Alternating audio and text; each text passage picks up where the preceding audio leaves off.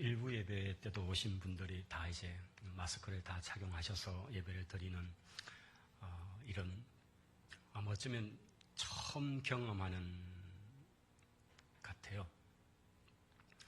그런데 지금 2020년이지만은 아마 우리가 2030년이나 2040년에 살아간다면 이런 일은 아마 더 심각하게 우리 앞에 있을 거라고 예측할 수가 있습니다. 세상은 발전을 하지만은 그러나 더 악하고 더 나쁜 것들이 많아져서 언젠가는 이런 것조차도 그리워질 때가 있을 수 있다는 생각이 어느덧 들었습니다.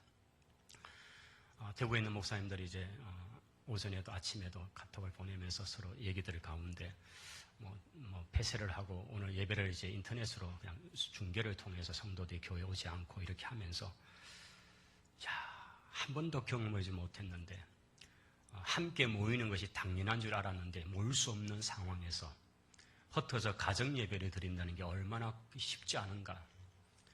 이렇게 모일 때는 자연스럽게 될 줄 알았는데 정작 이런 상황이 되어서 모이지 못하는 상황에서 신앙을 지켜낸다는 게 얼마나 어려운가를 진짜 경험을 보게 된다. 이런 얘기를 하면서 동감이 갔습니다. 우리 저 북쪽에 있는 성도들 중에는 소리를 내면 발각이 될까봐 이불을 몇 채나 뒤집어 쓰고 혼자서 우리가 쓰고 있는 마스크와는 비교될 수 없는 답답함으로 찬송을 부르고 기도를 하면서 하나님을 찾고 있는 성도들이 있고 또 보이지 않는 지하 장소 이런 곳에 들어가서 은밀한 곳에서 예배를 드리고 이런 성도들이 우리가 그냥 말로만 들었는데 우리는 지금 잠시지만은 마스크를 착용하고 살고 또 마스크를 쓴 채 찬송을 부르는 것이 또 얼마나 쉽지 않고 이러면서 참 신앙을 지켜내는 것이 얼마나 어떤 환경이 우리 앞에 와서 이렇게 모이기도 어려운 상황이 된다면 우리가 어떻게 예수님 믿어야 되고 어떻게 우리 신앙을 지켜가야 될 것인가 정말 다시 한번 그런 고민을 하고 생각을 할 수 있는 그런 기회가 된 것 같았습니다. 그래서 참 많은 생각들을 갖게 합니다.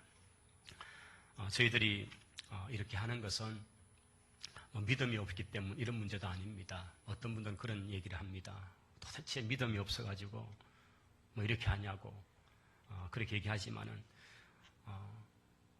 우리가 아는 것처럼 유럽의 흑사병 이것이 확 돌았을 때에 그때 그 유럽은 전부 기독교 나라였죠.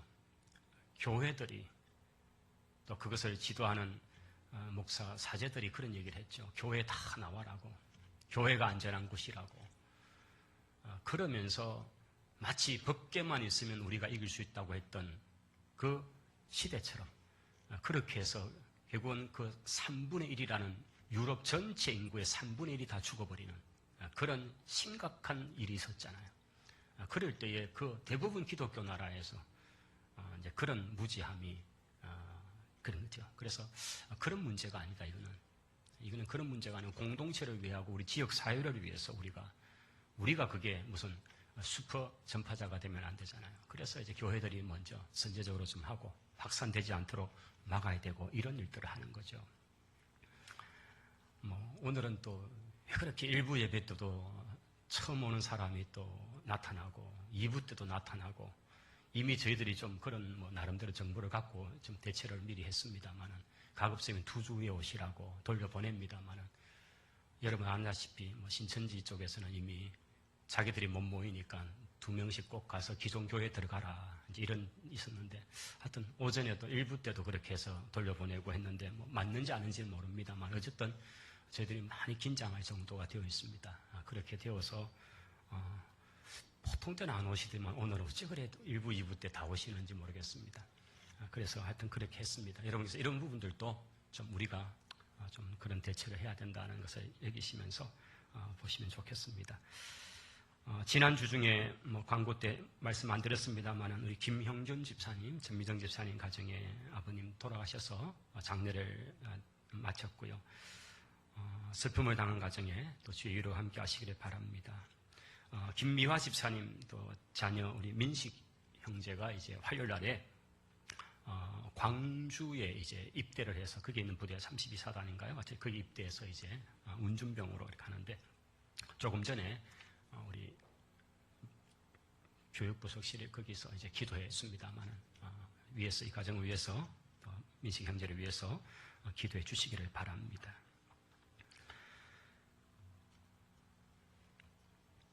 저희들이 여호수아서 말씀을 지난주부터 이제 오늘 두 번째 시간을 갖고 있습니다. 지난주에 저희들이 보았던 여호수아서 1장은 하나님이 여호수아라는 인물을 택하시고 그를 모세의 차기 이은 후계자로 하나님이 세우시는 바로 거기에 여호수아의 무엇을 보셨기 때문에 세웠는가, 우리는 그것을 첫 시간에 말씀을 드렸습니다.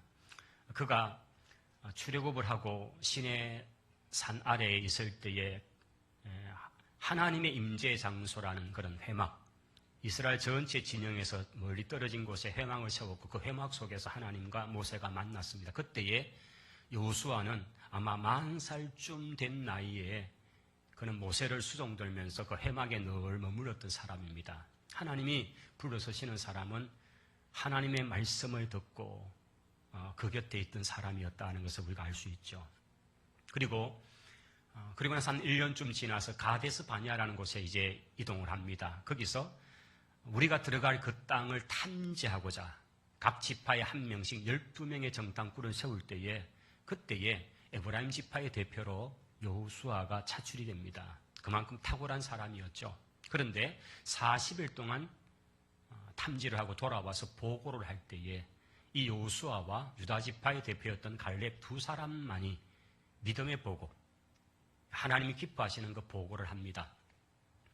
다른 사람들은 그 땅을 보면서 좋기는 좋습니다만 그 땅에 사는 사람들은 다 거인족들입니다. 그들 앞에 우리는 메뚜기와 같이 아무것도 아닙니다. 우리는 그 땅을 차지할 수 없습니다. 이런 보고를 했습니다.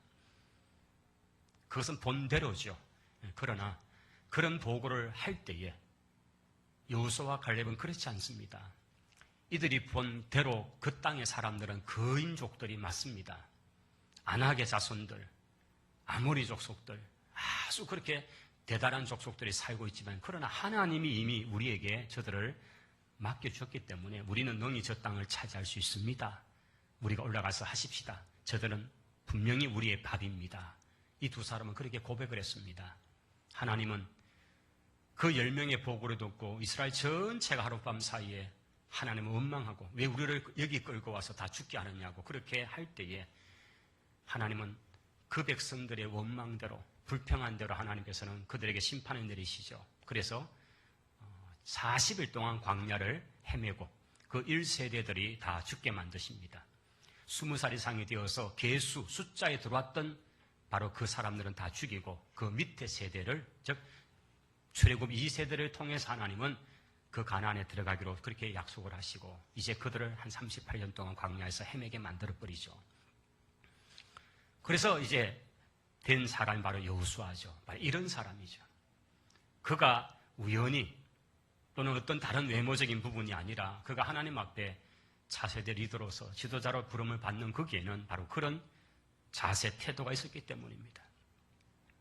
하나님이 그를 부르시면서 우리 1장에서 반복되는 중요한 메시지, 강하고 담대해라, 강하고 담대해라, 강하고 담대해라 라는 말씀을 보았습니다. 왜 여호수아에게 하나님은 강하고 담대하라고 하셨습니까? 그것은 바로 너희가 강하고 네가 강하고 담대해야 너 이 백성이 그 땅을 차지할 것이기 때문이다. 리더가 흔들리고 리더가 두려움에 벌벌 떨고 있으면 어떻게 되겠느냐. 그래서 너는 강하고 담대해라. 내가 너희 백성이 그 땅을 차지하도록 할 것이다 라고 하나님 말씀하신 것입니다. 바로 리더의 자세는 이거죠. 하나님을 바라보고 강하고 담대함으로 나가기만 하면 그 뒤에 따르는 사람들은 바로 그 리더를 바라보면서 리더와 함께 하시는 하나님을 경외하면서 승리할 수 있는 것입니다. 두 번째 왜 강하고 담대하라고 했습니까? 그것은 바로 하나님의 말씀입니다.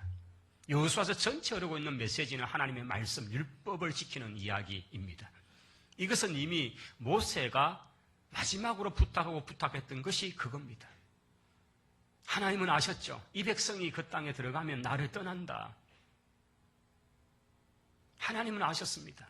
그 얘기를 회막에서 여호수아와 모세에게 읽어주시는 장면이 신명기에 있습니다. 그렇지만은 그 땅을 가야 된다.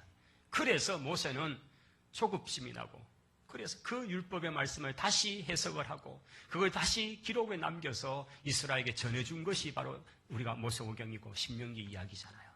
마지막 당부하는 얘기도 그거였습니다. 아무쪼록 이 말씀을 붙들고 살아라. 이것을 들은 여호수아 역시도 그 마음속에 있었습니다. 그래서 여호수아서의 제일 끝에 가보시면요, 여호수아의 그 유언 설교 같은 내용이 있습니다. 거기에 아마 30년 정도의 세월 동안에 정복 전쟁을 치르면서 백성들의 마음이 많이 이제 하나님께서 멀어져가는 조짐이 나타났습니다. 여호수아는 그 백성들을 불러놓고 이제 자기는 곧 떠날 때가 되니까 얘기를 합니다. 너희들이 언제까지 하나님과 이 가나안 신들 사이에 머뭇거리를 하느냐? 나는 여호와만 섬기겠으니까 너희들도 양당간의 결단을 내려라. 하나님 편에 서려면 하나님의 편에 서고, 너희 눈에 좋게 보이는 저 가나안 신들이 좋아 보이면 그들에게 가거라. 그렇지만은 나와 네 집은 여호와만 섬기겠다고 그가 그렇게 선언한 장면이 그의 마지막 설교 쪽에 나타납니다. 이것은 정복전쟁을 치르는 세월 동안에 이스라엘 백성들이 얼마나 말씀에서 어긋나고 서서히 그들이 말씀을 잊어버리는 세대가 되는가를 보여주는 것입니다. 그 결과 사사시대가 나타난 거죠. 바로 그 출발하는 이 자리에서 하나님은 네가 강하고 담대해서 말씀을 붙들은 세대가 되어라. 네가 하나님 말씀을 붙들어서 좌우로나 우로나 치우치지 말고 주야로 그 말씀을 지키고 나가면 너는 무엇을 하든지 네 길이 형통하게 될 것이다 라고 하시는 것입니다. 하나님이 앞서 가시는 것을 믿고 하나님을 따라가기만 하면 승리한다는 것입니다. 할렐루야. 그러면 하나님이 따라가는 게 뭡니까? 하나님 앞서가면 하나님 따라가는 게 뭡니까? 눈 위에 발자국이 놓인 것처럼 그 발자국 밟아가면 됩니까? 하나님은 그렇게 보이지 않습니다.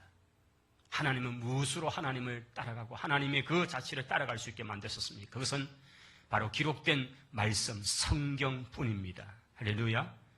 이 말씀을 그래서 읽고 주야로 묵상하고 그 말씀을 늘 가르치고 흩어진 레위 지파들이 그 지역에서 그 말씀을 전하는 일을 해라.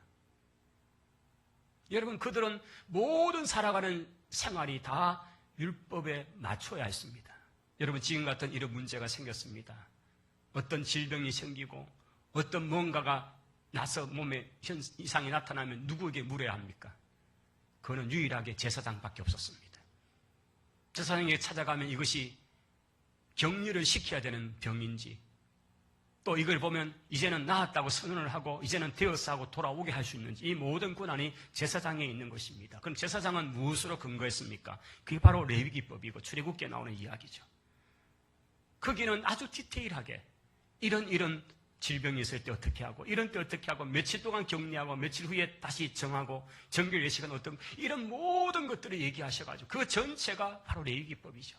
이걸 전문적으로 아는 사람이 레위지파고, 그리고 그 속에 또 제사장은 그것을 마지막 판결을 내리는 사람들이었죠. 그러니까 모든 일상에 일어나는 모든 일은 다 레위 지파에게 물어야 되는 일이었죠.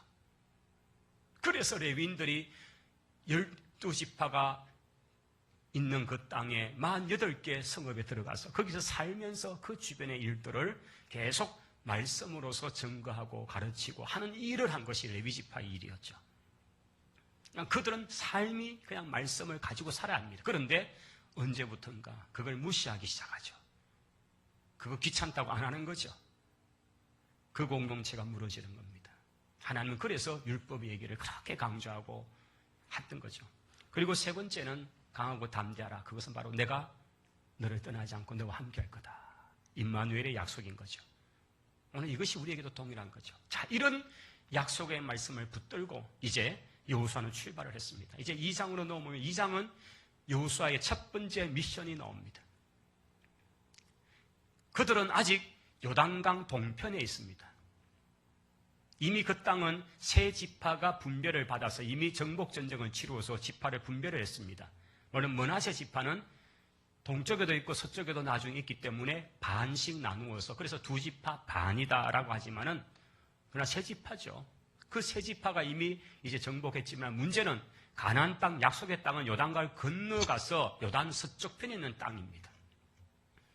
근데 그들은 아직 요단강을 건너기 전에 시딤이라는 곳에 머물러 있습니다. 모압 평지라는 곳에 200만이 넘는 사람들이 거기에 이제 진을 치고 있습니다. 여호수아는 그의 첫 번째 미션, 이제 이곳을 건너가서 저 땅을 차지해야 되는데 그러면 그냥 보내면 안 되잖아요.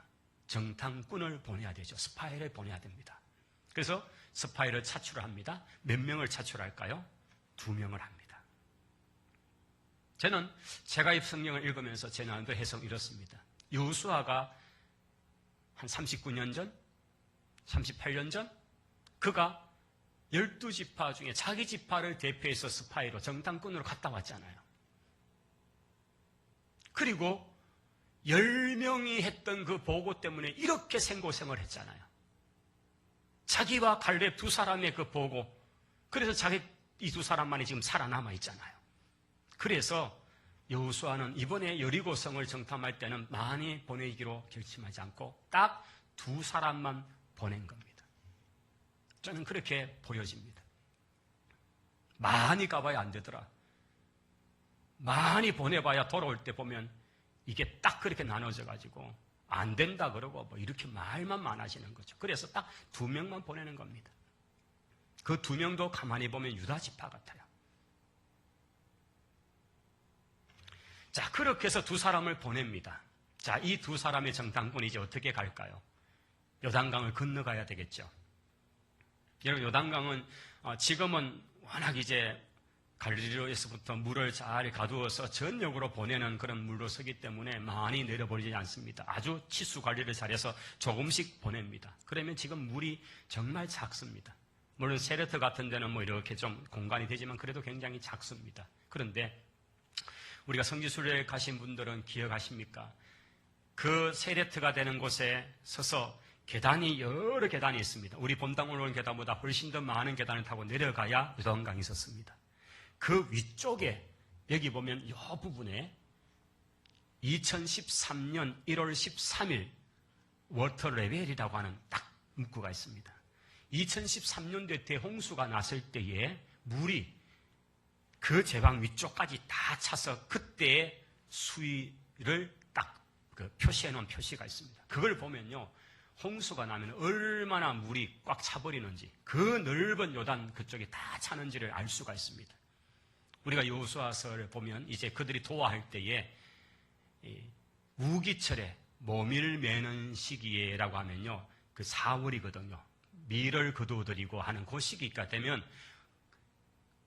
워낙 갈릴리 쪽에 비가 많이 오면 그 하루 쪽에는 물이 넘쳐나면요, 그게 뚝까지 다 차고 넘친다는 표현이 나타나거든요. 그때쯤이잖아요, 지금이. 그래서 이걸 건너올 때에 그냥 건너지 않습니다. 나루터에서, 그러니까 시딤에서 아마 이동해서 나루터에서 이 2 스파이가 이제 거기 보통 사용되는 나룻배를 이용해서 왔을 겁니다. 제가 어릴 때 신앙생활 했던 목사님이 송도라는 교회에서 아주 60년대 말 초인가 중반에 목회를 하셨어요.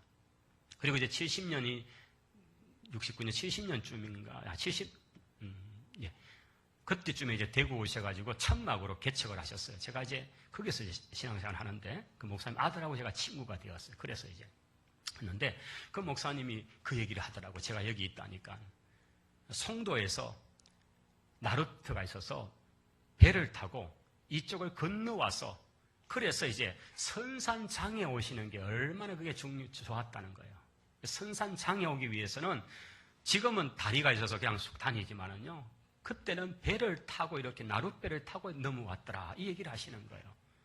우리 지역에 보면 뭐 그럼 여러분 오래 사신 분들은 아시죠? 괴평도 큰 나루터였고요. 그것처럼 지금 이 2 정탐꾼은 아마 시딤에서 그 물이 많이 있을 때는 나룻배를 이용해서 그렇게 해서 이제 건너와서 거기서부터 한 6, 7km에 있는 이제 여리고성으로 몰래 잔입이 성공된 겁니다. 지금 사실은 여리고는 초비상 상태였습니다. 자기들에게 그렇게 멀지 않은 곳에 이스라엘이라는 큰 민족이 와서 지금 막 우리를 공격하겠다고 하고 있고 이미 소문이 났잖아요. 그렇게 해서 넘어오는 하는데 지금 비상 상태에 있는데, 그런데 그 상황에서 이 두 사람은 무사히 성 안으로 잠입이 성공이 됩니다. 그리고 어디로 갔겠습니까? 일반 집으로 가지 않을 테니까 아마 많은 사람들이 모이고 정보를 얻을 수 있는 곳은 술집 같은 곳들이겠죠. 그래서 들어간 곳이 바로 기생 라합의 집이었다 하는 것입니다. 자, 이 기생 라합의 집에 들어가서 이제 있는데, 오늘 말씀은 라합의 눈이라는 제목입니다. 라합의 눈, 이것은 라합의 시선 또는 라합의 안목 뭐 등등 이런 이제 주제입니다. 자, 라합이 기생이라는 그런 환경 속에서, 즉 많은 거기 손님들, 저기 많은 사람들이 지금 왔다 갔다 하는 그런 장소잖아요. 여리고가 중요한 그런 성이니까요. 거기서 있으면서 많은 사람들을 대하고, 그러면서 이제 많은 정보들을 듣고 얘기를 들을 거 아니에요. 그런데 벌써 40년 전에, 어쩌면 라합이 태어나기 전일 수 있습니다. 그때에 애굽에서 나왔던 이 히브리 민족이 오는데 막 홍해가 쩍 바다가 갈라져가지고 막 그렇게 왔다는 그런 이야기도 알고 있고요. 그리고 불과 1년 사이에 일어났던 바로 시혼이라는 왕과 옥이라는 왕, 이 족속들을, 그 큰 족속들을 그냥 무찌려서 그냥 완전히 없애버렸다. 그 땅을 정복해버렸다는 소문도 최근에 들은 거죠. 그런 민족이 오고 있다는 얘기를 들었으니까 이런 얘기를 듣고 있는 그 여리고의 왕은 얼마나 지금 민감한 상황입니까? 초비상을 내려서 성문을 봉쇄하고 이렇게 되는 상황인데, 어쨌든 이 두 사람이 상륙이 성공한 거예요. 그래서 라합의 집에 들어왔습니다. 그런데 라합이 이 두 사람을 막고, 그리고 곧 추격대가 뭔가 이 경비병들이 올 것을 예측을 하고 지붕에 데려가서 그 지붕에 깔아놓은 3대 밑에 감추어서 이렇게 숨겨주는 장면이 나옵니다. 자, 이런 상황을 볼 때에 저는 첫 번째 라합의 눈, 그것은 첫째 남자를 보는 눈이 있었다라고 우선 좀 생각을 해보겠습니다. 사실 라합은 사람을 만나는, 대하는 직업입니다. 그러니까 사람을 보면 알잖아요. 여러분, 사람을 많이 대하면 딱 보면요, 이 사람이 어떤지 있잖아요. 여러분 중에도 서비스업을 하거나 사람을 많이 대하는 직업이 있으면 사람 딱 보면 좀 그런 느낌이 온다잖아요. 물론 100%는 아닐지 몰라도 라합은 거기에 빠꼼한 사람일 겁니다. 근데 이 낯선 두 사람을 만났는데 뭔가 라합의 마음속에 이들을 숨겨줘야 되겠다라는 생각이 든 거죠. 이것은 발각되면 자기들의 목숨, 아니 자기뿐 아니라 모든 가족이 다 죽임을 당할 수 있는 상황입니다. 그런데 이 두 남자를, 이 두 총각을 살려줘야 되겠다는 생각을 하고, 그리고 급히 따라오라면서 지붕에 데려가서 거기 지붕에 깔아놓은 3대라는 곳에 숨깁니다. 여러분, 3대는 책을 찾아보면 여리고 지방에서 나지 않는 그런 겁니다. 이 3대는 먼 다른 지방에서 인데, 이것을 이제 아마 대체로 무역하는 사람들이 여러 지역에 다니면서 무역하기 위해서 이 여리고에 머물렀고, 그 다음에 거기서 이동을 하니까 이런 데 사람들이 와서 거기서 무슨 소위 말하는 술값처럼 주고, 이럴 때에 화폐라는 개념이 없을 때니까 물물교환처럼 주고 했던 것이 3대가 그 종류다라고 하거든요. 그러니 그런 것들로 받아둔 것을 이제 지붕에 늘어놨다가 그 안에다가 이 두 사람을 숨겨서 덮어놓은 거죠. 굉장히 이 라합의 용기, 재치 이런 것들이 보여지는 장면입니다. 그런데 이 라합의 이야기를 왜 여호수아서에 이렇게 얘기하고 있을까? 그것은 바로 마태복음 1장 5절에 가면 족보 얘기가 나옵니다. 근데 이렇게 족보가 나옵니다. 살몬이 라합을 통해서 보아스를 낳았더라라고 나와 있습니다. 여러분, 보아스가 누구입니까? 모압 땅에 살던 여인 아닙니까? 아니, 보아스가 누구입니까? 모압 땅에 살던 그 여인 룻과 결혼하게 되는 여인, 그 남자잖아요. 우리가 사사기의 이야기에 룻기에 보시면요, 베들레헴 땅에 살던 이 가족이 베들레헴 땅에 흉년이 났으니까 다 재산을 정리해가지고는 그냥 이민을 가버립니다. 사실 이것은 좀 유력 있고 재력 있는 사람의 입장에서는 그러면 안 되거든요. 가난한 자를 돌보는 마땅한 일을 하기 싫으니까 재산을 정리해가지고 가버린 거예요. 그것은 나중에 나오미의 고백 속에 나오죠. 우리가 갈 때는 부유했는데 돌아올 때는 쫄딱 망해왔다 이 얘기를 하는 거예요. 그것은 그 땅에 살 때는 나름대로 재정이 있는 거예요. 재력이 있어요. 그런데 이런 위기가 되면 부자나 유력한 자들은 당연히 가난한 자를 돕는 일이 이게 성경의 법이거든요. 근데 그걸 싫으니까 다 팔아가지고 이민을 가버린 거예요. 거기 가서 이제 해보겠다는데 하나님은 놔두실 리가 없죠. 그런 그 못된 마음을 하나님이 쳐버리는데 남편, 두 자식 다 죽는 거예요. 그리고 이제 남은 두 며느리 하나는 돌려보내고 롯은 끝까지 따라오는 거죠. 그렇게 해서 이 늙은 나옴 시어머니를 복양하는 그 아름다운 여인의 이야기, 모압의 여인, 그 여인이 늦장 가던 보아스와 만나는 이야기가 룻기잖아요. 그 이 보아스를 낳은 바로 그 어머니가 라합이거든요. 성경은 그 얘기를 끌어가는 거죠. 이 보아스를 통해서 되어지는 이 보아스는 결국 나중에 다윗의 또 정족되죠. 이런 관계로 해서 하나님의 구원 역사의 중요한 다윗, 그리고 다윗의 후손으로서 예수 그리스도의 족보로 이어가기 위한 중요한 여기 자리에 지금 라합을 배치시키고 라합이 이런 역할을 했다 하는 거죠. 그러니까 라합은 남자 보는 눈이 있은 거죠. 그가 살몬과 결혼하겠는데 학자들은 이 살몬이 정탐꾼 중에 한 사람일 거다라고 대부분 그렇게 얘기를 합니다. 두 번째, 라합의 이 눈, 안목은 어떤 건가? 역사를 보는 눈이 있었습니다. 그녀의 직업은 기생입니다. 지금이나 옛날이나 이거는 드러냈고 말하기도 그렇고 절대 좋은 직업이라고 말할 수 없는 거죠. 기생은 당대 기생이 아니라고 합니다. 자기 부모가, 어머니가 기생이니까 지금 자기도 그 기생일을 하고 있는 거라고 이렇게 보죠. 어머니부터 대물림되어서 하고 있는 그 일. 그런데 여러 가지 얘기들을 듣잖아요. 40년 가까운 전에 이스라엘 백성이 애굽에서 나올 때에 홍해 바다를 갈라버리셔서 하나님이 그 마른 땅을 건너온 그 백성들 소문을 들으니까 또 불과 몇 달 전에 저 시온 왕이라는 왕, 옥이라는 그 왕, 어마무시한 그 왕들을 무너뜨리고 그 땅들을 정복해 버렸다는 이 민족이 바로 지금 자기 눈앞에 있으니까 그 백성들이 얼마나 두려워 떨고 있는지, 역사의 수레바퀴가 어디로 가고 있는지를 이 여인은 느낀 거죠. 많은 정보를 듣고 했지만은요, 그냥 그런가 하고 사람들이 거기 와서 이런저런 얘기하지만은 그러나 그 속에서 그는 세상 역사를 보는 눈이 있었던 거죠. 아, 이거는 보통 일이 아니구나. 지금 뭔가 이 민족이 오면 여리고도 완전히 박살나겠구나. 이런 느낌을 하는 거죠. 역사를 보는 눈이 있었습니다. 이것이 지혜라고 말하고요. 이게 통찰력인 거죠. 라합에게는 바로 그것이 있었다는 거죠. 그리고 세 번째는 무엇보다도 하나님을 보는 눈이 있었죠.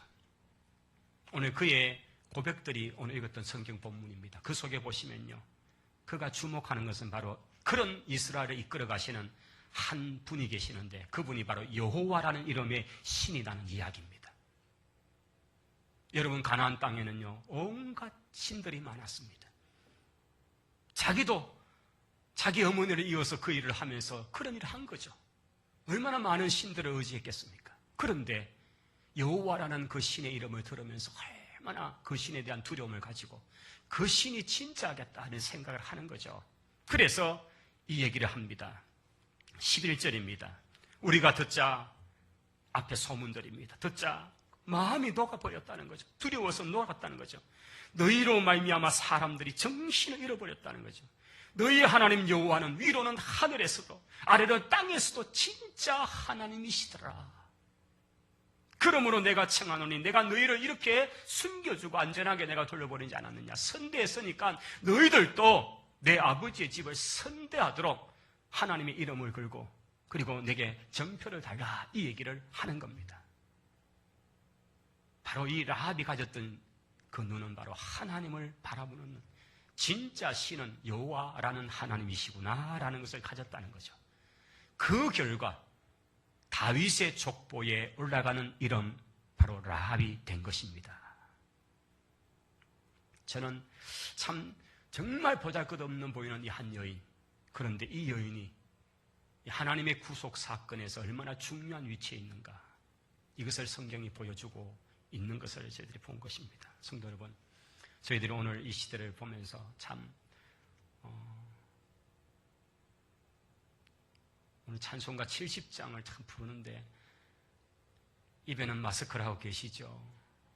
피난처 있으니 환난을 당한 자 내게 오라 찬송하는데 막 제 가슴이 막 미어지는데 일부 때는 막 울 뻔했습니다. 제가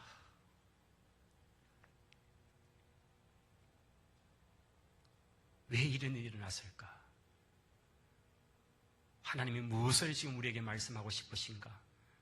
우리가 좀 살펴보면서 이런 가운데 라합이 가졌던 눈같이 역사를 바라보는 눈, 그리고 그 가운데 그 역사를 주관하시는 유일한 하나님, 유일한 신 여호와 하나님을 바라보는 그 눈을 가지고 그 하나님께 나아가는 우리 모두가 되시기를 바랍니다.